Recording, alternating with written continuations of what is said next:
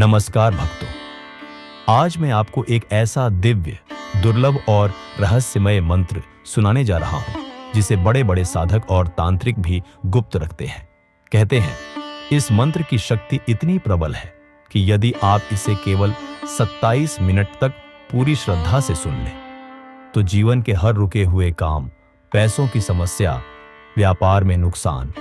सब कुछ एक एक करके स्वयं श्री हरि विष्णु और मां लक्ष्मी की कृपा से समाप्त हो जाता है। लेकिन ध्यान रखिए, इस मंत्र को अधूरा सुनना वर्जित है। यदि आपने इस मंत्र को अधूरी श्रद्धा से सुना, तो इसका असर उल्टा भी हो सकता है। और अगर पूरे मन से पूरे 27 मिनट तक सुना, तो जो चमत्कार होता है वह आपकी कल्पनाओं से परे है। और हां दोस्तों,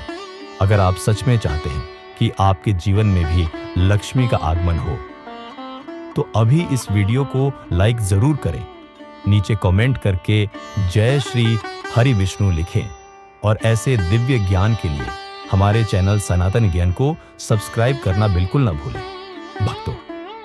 काशी के एक युवक ने जब इसे पहली बार पूरी श्रद्धा से सुना, तो अगले ही दिन उसे 18 महीने से रुकी हुई सैलरी का पेमेंट मिल गया। और एक व्यापारी ने तो मजाक में सुन लिया था, और अब उसकी दुकान दिन रात चल रही है। तो भक्तों, आंखें बंद कीजिए, मन को शांत कीजिए और सच्चे भाव से श्री हरि विष्णु और मां लक्ष्मी का स्मरण करते हुए इस दुर्लभ मंत्र को सुनिए पूरे 27 मिनट तक। भक्तों, इस मंत्र के साथ यदि आप एक छोटा सा उपाय भी करें, तो श्री हरि विष्णु और महालक्ष्मी की कृपा एक साथ बरसने लगती है। उपाय यह है कि हर गुरुवार या शुक्रवार प्रातः स्नान करके घर के मंदिर में पीले फूल, तुलसी के पत्ते और एक मिठाई, लड्डू या पेड़ा चढ़ाएं। फिर दोनों हाथ जोड़कर 3 बार यह कहें कि हे श्री हरि विष्णु, हे महालक्ष्मी माता, मेरे जीवन से दरिद्रता दूर करें, कृपा करें और मेरे इस गरीब की पुकार सुनिए, मेरी सच्चे मन की प्रार्थना स्वीकार करें। फिर इसी स्थिति में आंखें बंद करके इस मंत्र को पूरे 27 मिनट तक सुने। विश्वास मानिए, इस उपाय और मंत्र के संयुक्त प्रभाव से आपकी किस्मत करवट लेगी और आपके जीवन में धन, समृद्धि और शुभ समाचारों की वर्षा होगी। जय श्री हरि विष्णु, जय महालक्ष्मी। अगर आपने अभी तक लाइक नहीं किया तो अभी करें, नीचे कमेंट करें AUM नारायणाय नमः और सब्सक्राइब करें, ताकि यह दिव्य ऊर्जा हर दिन आपके जीवन में प्रवेश करती रहे। शान्ताकारं भुजगशयनं पद्मनाभं सुरेशं विश्वधारं गगनसदृशं मेघवर्णं शुभांगं लक्ष्मीकान्तं कमलनयनं योगिविधर्यानग्मयं वन्दे विष्णु भवभयहरं शर्वलोकैकनाथम्। शान्ताकारं भुजगशयनं पद्मनाभं सुरेशं विश्वधारं गगनसदृशं मेघवर्णं शुभांगं लक्ष्मीकान्तं कमलनयनं योगिविधर्यानग्मयं वन्दे विष्णु भवभयहरं शर्वलोकैकनाथम्। शान्ताकारं भुजगशयनं पद्मनाभं सुरेशं विश्वधारं गगनसदृशं मेघवर्णं शुभांगं लक्ष्मीकान्तं कमलनयनं योगिविधर्यानग्मयं वन्दे विष्णु भवभयहरं शर्वलोकैकनाथम्। शान्ताकारं भुजगशयनं पद्मनाभं सुरेशं विश्वधारं गगनसदृशं मेघवर्णं शुभांगं लक्ष्मीकान्तं कमलनयनं योगिविधर्यानग्मयं वन्दे विष्णु भवभयहरं शर्वलोकैकनाथम्। शान्ताकारं भुजगशयनं पद्मनाभं सुरेशं विश्वधारं गगनसदृशं मेघवर्णं शुभाङ्गं लक्ष्मीकान्तं कमलनयनं योगिविधर्यानग्मयं वन्दे विष्णुं भवभयहरं सर्वलोकैकनाथम् शान्ताकारं भुजगशयनं पद्मनाभं सुरेशं विश्वधारं गगनसदृशं मेघवर्णं शुभाङ्गं लक्ष्मीकान्तं कमलनयनं योगिविधर्यानग्मयं वन्दे विष्णुं भवभयहरं सर्वलोकैकनाथम् शान्ताकारं भुजगशयनं पद्मनाभं सुरेशं विश्वधारं गगनसदृशं मेघवर्णं शुभाङ्गं लक्ष्मीकान्तं कमलनयनं योगिविधर्यानग्मयं वन्दे विष्णुं भवभयहरं सर्वलोकैकनाथम् शान्ताकारं भुजगशयनं पद्मनाभं सुरेशं विश्वधारं गगनसदृशं मेघवर्णं शुभाङ्गं लक्ष्मीकान्तं कमलनयनं योगिविधर्यानग्मयं वन्दे विष्णुं भवभयहरं सर्वलोकैकनाथम् शान्ताकारं भुजगशयनं पद्मनाभं सुरेशं विश्वधारं गगनसदृशं मेघवर्णं शुभाङ्गं लक्ष्मीकान्तं कमलनयनं योगिविधर्यानग्मयं वन्दे विष्णुं भवभयहरं सर्वलोकैकनाथम् शान्ताकारं भुजगशयनं पद्मनाभं सुरेशं विश्वधारं गगनसदृशं मेघवर्णं शुभाङ्गं लक्ष्मीकान्तं कमलनयनं योगिविधर्यानग्मयं वन्दे विष्णुं भवभयहरं सर्वलोकैकनाथम् शान्ताकारं भुजगशयनं पद्मनाभं सुरेशं विश्वधारं गगनसदृशं मेघवर्णं शुभाङ्गं लक्ष्मीकान्तं कमलनयनं योगिविधर्यानग्मयं वन्दे विष्णुं भवभयहरं सर्वलोकैकनाथम् शान्ताकारं भुजगशयनं पद्मनाभं सुरेशं विश्वधारं गगनसदृशं मेघवर्णं शुभाङ्गं लक्ष्मीकान्तं कमलनयनं योगिविधर्यानग्मयं वन्दे विष्णुं भवभयहरं सर्वलोकैकनाथम् शान्ताकारं भुजगशयनं पद्मनाभं सुरेशं विश्वधारं गगनसदृशं मेघवर्णं शुभाङ्गं लक्ष्मीकान्तं कमलनयनं योगिविधर्यानग्मयं वन्दे विष्णुं भवभयहरं सर्वलोकैकनाथम् शान्ताकारं भुजगशयनं पद्मनाभं सुरेशं विश्वधारं गगनसदृशं मेघवर्णं शुभाङ्गं लक्ष्मीकान्तं कमलनयनं योगिविधर्यानग्मयं वन्दे विष्णुं भवभयहरं सर्वलोकैकनाथम् शान्ताकारं भुजगशयनं पद्मनाभं सुरेशं विश्वधारं गगनसदृशं मेघवर्णं शुभाङ्गं लक्ष्मीकान्तं कमलनयनं योगिविधर्यानग्मयं वन्दे विष्णुं भवभयहरं शर्वलोकैकनाथम् शान्ताकारं भुजगशयनं पद्मनाभं सुरेशं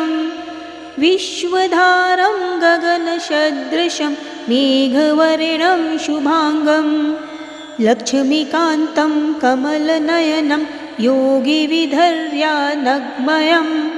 वन्दे विष्णु भवभयहरं शर्वलोकैकनाथम्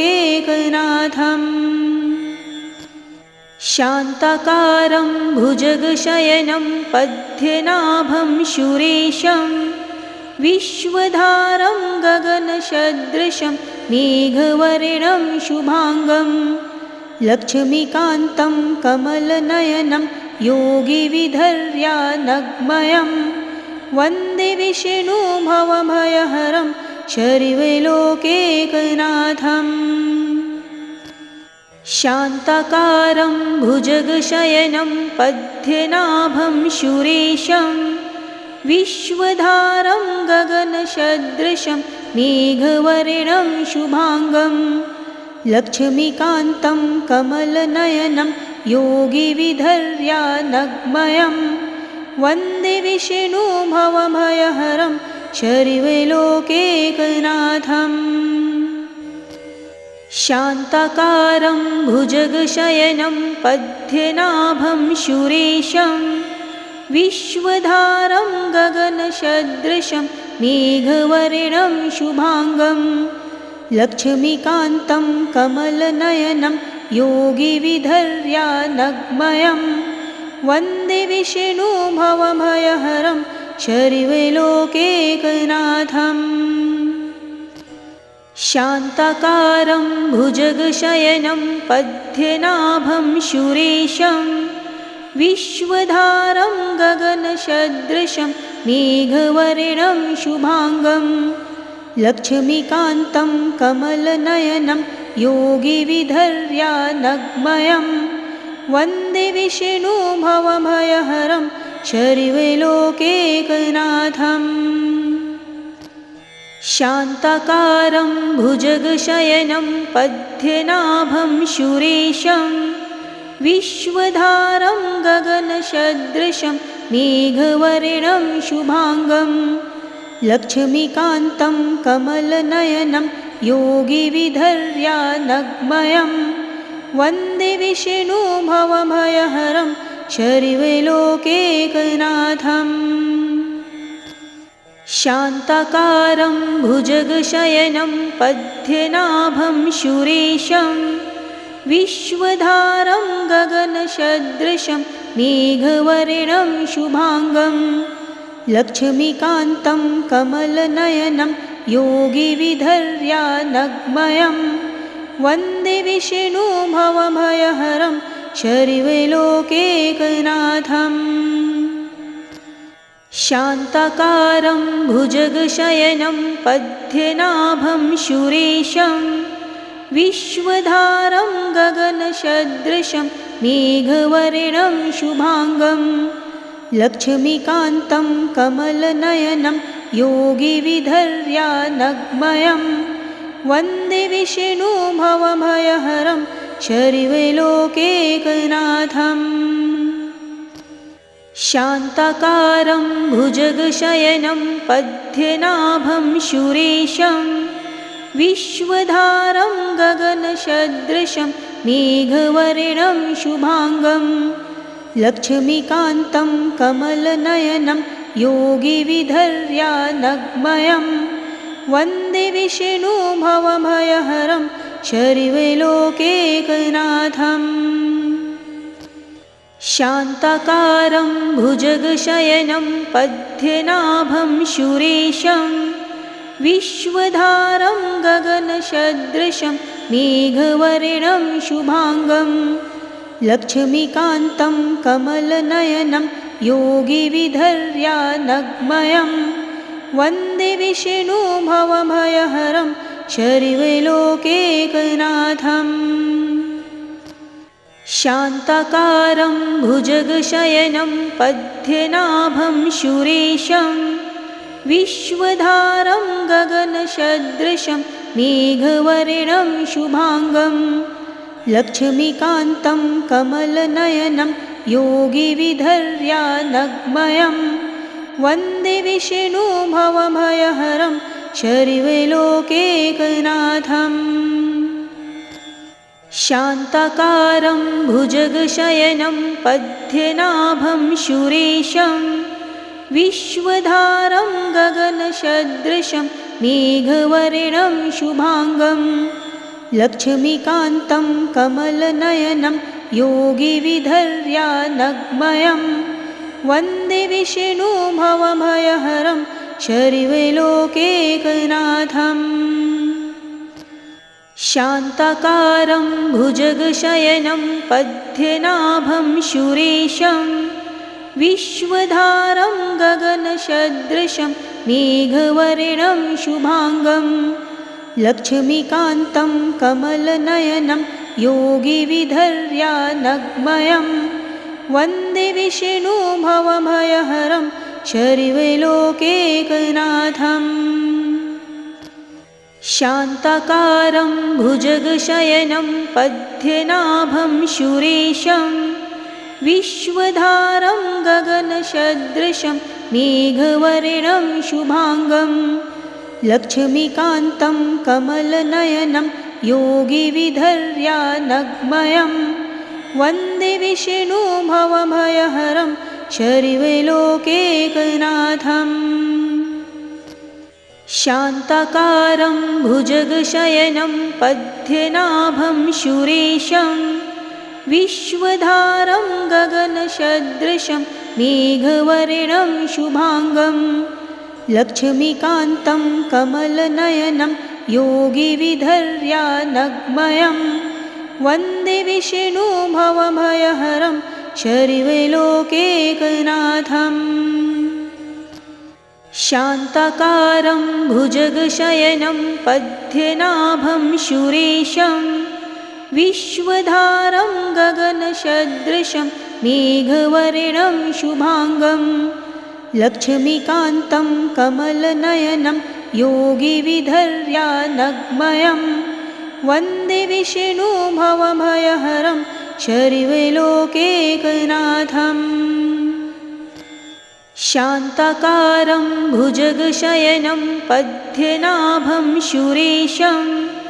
विश्वधारं गगनसदृशं मेघवर्णं शुभाङ्गं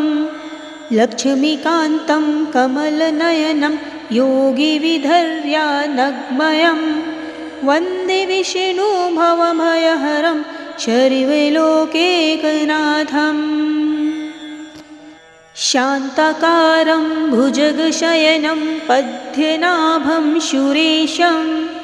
विश्वधारं गगनसदृशं मेघवर्णं शुभाङ्गं लक्ष्मीकान्तं कमलनयनं योगिविधर्यानग्मयं वन्दे विष्णु भवभयहरं शर्वलोकैकनाथम् शान्ताकारं भुजगशयनं पद्मनाभं सुरेशं विश्वधारं गगनसदृशं मेघवर्णं शुभाङ्गं लक्ष्मीकान्तं कमलनयनं योगिविधर्यानग्मयं वन्दे विष्णु भवभयहरं शर्वलोकैकनाथम् शान्ताकारं भुजगशयनं पद्मनाभं सुरेशं विश्वधारं गगनसदृशं मेघवर्णं शुभाङ्गं लक्ष्मीकान्तं कमलनयनं योगिविधर्यानग्मयं वन्दे विष्णु भवभयहरं शर्वलोकैकनाथम् शान्ताकारं भुजगशयनं पद्मनाभं सुरेशं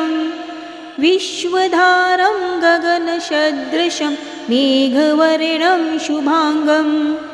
लक्ष्मीकान्तं कमलनयनं योगिविधर्यानग्मयं वन्दे विष्णु भवभयहरं शर्वलोकैकनाथम् शान्ताकारं भुजगशयनं पद्मनाभं सुरेशं विश्वधारं गगनसदृशं मेघवर्णं शुभांगं लक्ष्मीकान्तं कमलनयनं योगिविधर्यानग्मयं वन्दे विष्णु भवभयहरं शर्वलोकैकनाथम्। शान्ताकारं भुजगशयनं पद्मनाभं सुरेशं विश्वधारं गगनसदृशं मेघवर्णं शुभांगं लक्ष्मीकान्तं कमलनयनं योगिविधर्यानग्मयं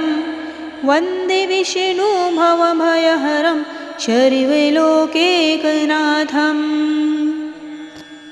शान्ताकारं भुजगशयनं पद्मनाभं सुरेशं विश्वधारं गगनसदृशं मेघवर्णं शुभांगं लक्ष्मीकान्तं कमलनयनं योगिविधर्यानग्मयं वन्दे विष्णु भवभयहरं शर्वलोकैकनाथम्। शान्ताकारं भुजगशयनं पद्मनाभं सुरेशं विश्वधारं गगनसदृशं मेघवर्णं शुभांगं लक्ष्मीकान्तं कमलनयनं योगिविधर्यानग्मयं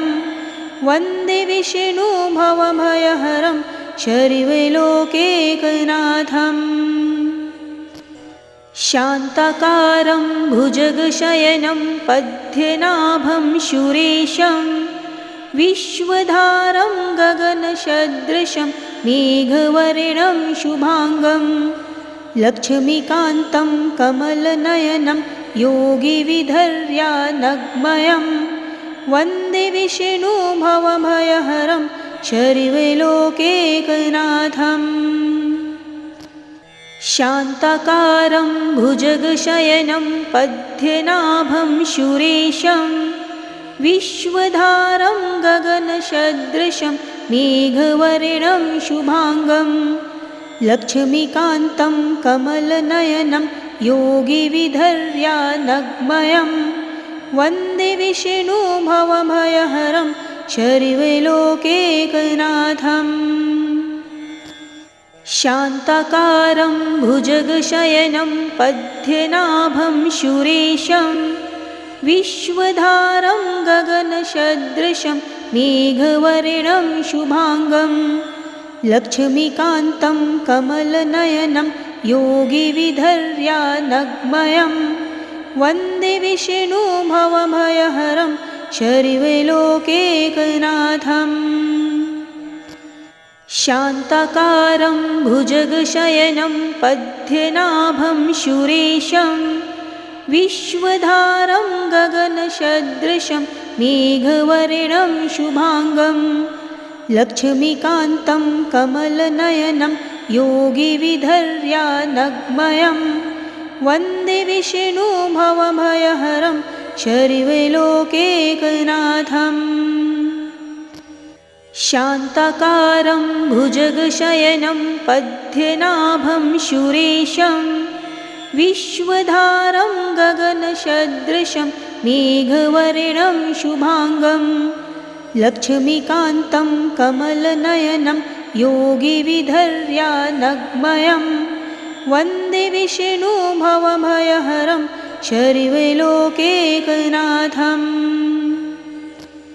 शान्ताकारं भुजगशयनं पद्मनाभं सुरेशं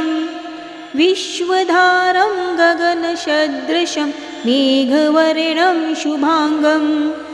लक्ष्मीकान्तं कमलनयनं योगिविधर्यानग्मयं वन्दे विष्णु भवभयहरं शर्वलोकैकनाथम्। शान्ताकारं भुजगशयनं पद्मनाभं सुरेशं विश्वधारं गगनसदृशं मेघवर्णं शुभांगं लक्ष्मीकान्तं कमलनयनं योगिविधर्यानग्मयं वन्दे विष्णुभवभयहरं शर्वलोकैकनाथम् शान्ताकारं भुजगशयनं पद्मनाभं सुरेशं विश्वधारं गगनसदृशं मेघवर्णं शुभाङ्गं लक्ष्मीकान्तं कमलनयनं योगिविधर्यानग्मयं वन्दे विष्णुभवभयहरं शर्वलोकैकनाथम् शान्ताकारं भुजगशयनं पद्मनाभं सुरेशं विश्वधारं गगनसदृशं मेघवर्णं शुभाङ्गं लक्ष्मीकान्तं कमलनयनं योगिविधर्यानग्मयं वन्दे विष्णुभवभयहरं शर्वलोकैकनाथम् शान्ताकारं भुजगशयनं पद्मनाभं सुरेशं विश्वधारं गगनसदृशं मेघवर्णं शुभाङ्गं लक्ष्मीकान्तं कमलनयनं योगिविधर्यानग्मयं वन्दे विष्णुभवभयहरं शर्वलोकैकनाथम्